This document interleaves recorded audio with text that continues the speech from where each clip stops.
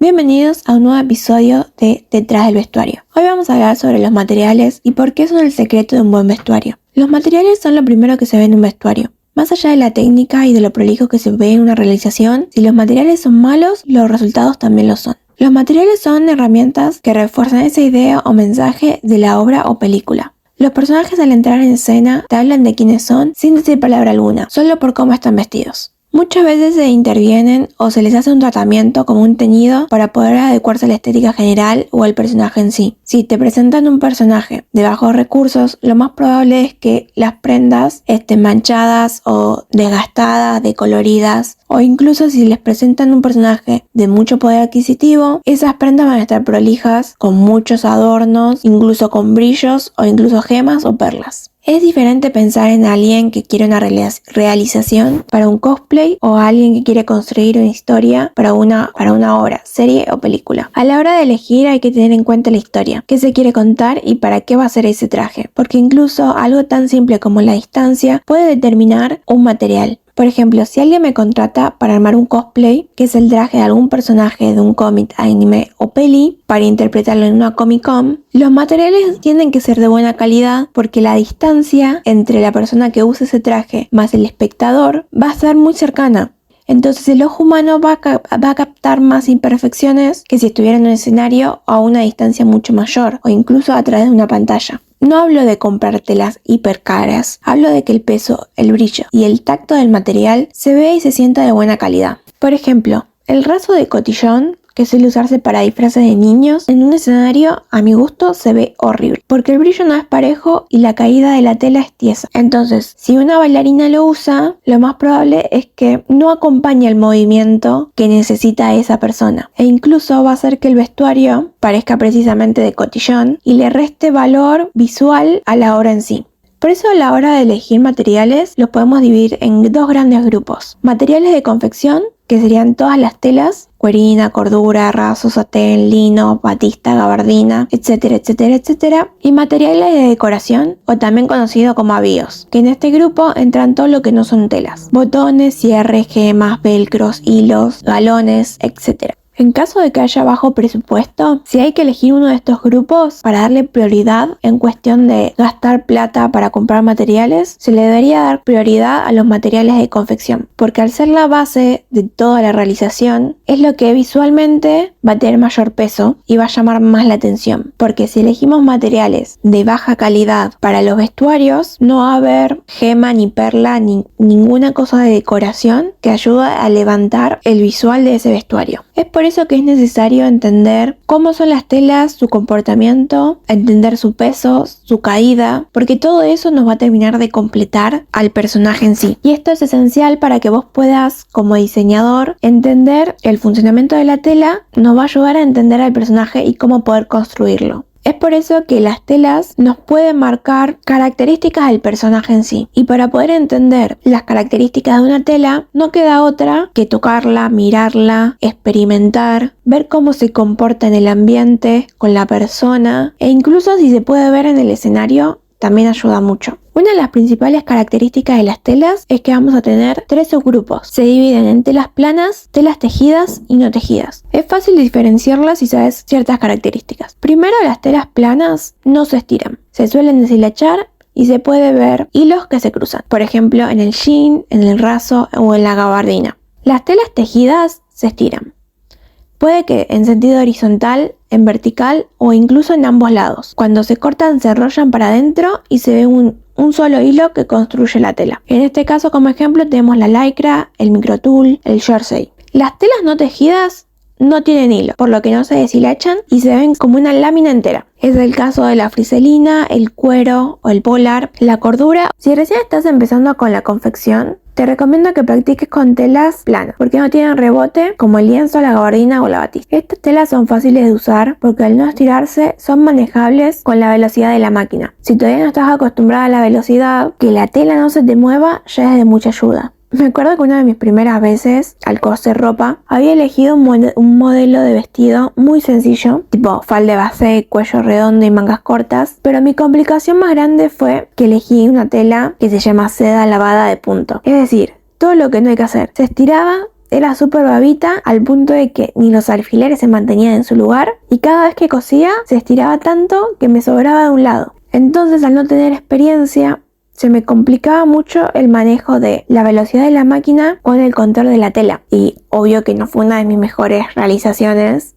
E incluso creo que el vestido lo terminé tirando porque había quedado muy feo. Pero también es parte de este proceso, el aprender a entender las características de la tela. El poder experimentar y equivocarse te ayuda a vos a saber qué parámetros y qué cosas te van a ayudar a vos con más facilidad a poder crear un buen modelo. Entonces mi recomendación es empezar con telas que sean sencillas de manejar y después vas a ir elevando tu dificultad. En base a mi experiencia te diría que dejes las telas elásticas para cuando tengas más cancha y te hayas amigado con la máquina. Así no te pasa como me pasó a mí y te termines frustrando. También es importante entender la composición de esa tela. Si es algo de algodón, si es algo de poliéster, si es una combinación de los dos, porque entender esto después nos puede ayudar a elegir diferentes maneras de intervención para poder crear ese personaje. Si queremos teñir una tela de algodón, va a ser mucho más fácil que teñirla con poliéster. O incluso, si queremos sublimar algo de algodón, no va a salir tan bien como si fuera de poliéster. Entonces, entender las composiciones de las telas también nos va a abrir otro abanico de posibilidades para poder crear ese personaje, junto con las herramientas que los acompañan. Entender cómo funcionan las bases de esos vestuarios nos van a permitir a nosotros como diseñadores poder elegir las intervenciones futuras para crear personajes o incluso poder decorar una prenda. Por ejemplo, si queremos decorar una malla de lycra, tenemos que saber que si decoramos esa malla estando plana, sin estirar, es muy probable que cuando una persona se ponga esa prenda no ceda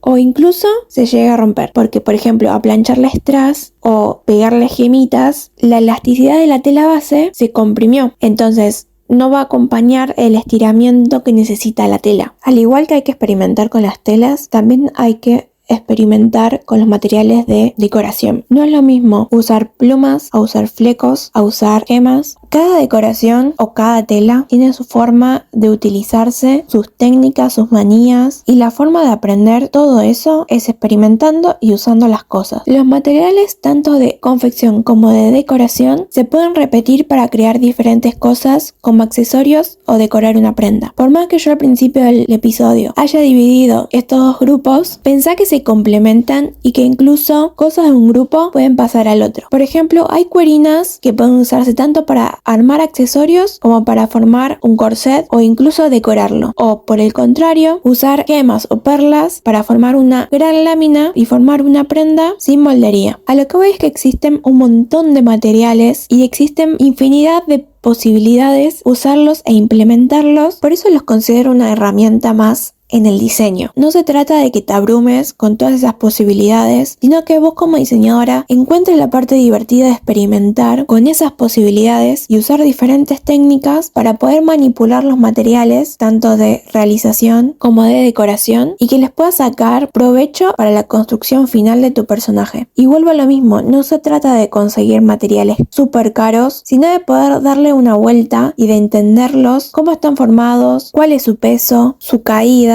cómo nos pueden ayudar a nosotros a poder darle un sentido a eso que queremos transmitir, que nosotros como diseñadores de vestuario lo vamos a transformar en prendas que se adecúen a la historia que queremos contar. Por ejemplo, el crear ropa para bailarinas o bailarines, inevitablemente tenés que tener en cuenta el peso y la composición de esas telas, porque sus movimientos van a ser enormes, van a tener que tener comodidad a la hora de moverse, y si creas prendas que les quedan muy apretadas, no los acompañan en su movimiento, probablemente no les sirvan, o incluso si son muy pesadas les dificulte también el movimiento. Una bailarina que tenga que hacer muchas piruetas, si tiene una tela pesada en los brazos, no va a poder hacer el impulso necesario para girar y poder mantenerse en esa pirueta. Hasta podría lastimarse por el hecho de tener que hacer mucha más fuerza para mantenerse. Es por eso que es importante pensar en estos materiales como herramientas para un fin. Tener siempre presente para qué vamos a usar ese material, para qué evento, para qué obra, para qué película. Porque incluso los materiales pueden dificultar el trabajo de otros departamentos, como sea la iluminación o incluso el de sonidos. Si estás trabajando en una película donde las telas hacen mucho ruido y se escuchan los micrófonos, eso a la larga en la postproducción va a ser un problema para el sonidista o para la persona que tenga que hacer la edición del sonido, porque no se va a escuchar los diálogos o va a ser alguna intervención no deseada en las cintas. Lo mismo pasa con la iluminación. Tal vez en un escenario no moleste tanto el brillo, pero si hay una cámara de por medio, es necesario hacerle ciertos tratamientos a las cosas que brillan tanto para que no se generen los halos y moleste o dificulte la visión de la toma. No sé si alguna vez vieron alguna película o alguna serie donde aparecía un personaje con traje a rayas y la imagen se empezaba a mover. Tal vez en una escena corta no pasa nada, pero si a la larga de toda la película la estampa de ese traje nos empieza a molestar, nosotros como espectadores vamos a estar más pendientes del movimiento de la estampa de ese traje que de lo que está pasando en la escena. Y ese es un problema para vestuario. Entonces, para resumir el episodio de hoy, ¿cuál es el secreto de un buen vestuario? Poder entender los materiales que voy a utilizar en función de lo que quiero transmitir. Los materiales son una herramienta que me ayudan a mí como diseñadora de vestuario a terminar de concretar esa idea o ese mensaje que quiero transmitir. Se va a ver representado a través de la ropa de los personajes y su elección puede perjudicar otras áreas u otros departamentos que trabajen a la par con nuestro equipo. Así que experimenta mucho, trata de conocer la mayor cantidad de materiales que puedas, entender cómo son sus composiciones, sus pesos, cómo reaccionan frente a la luz, a una cámara, al movimiento, y ten siempre muy presente para qué va a estar destinado ese material. Espero que te haya gustado este episodio. Nos vemos la próxima.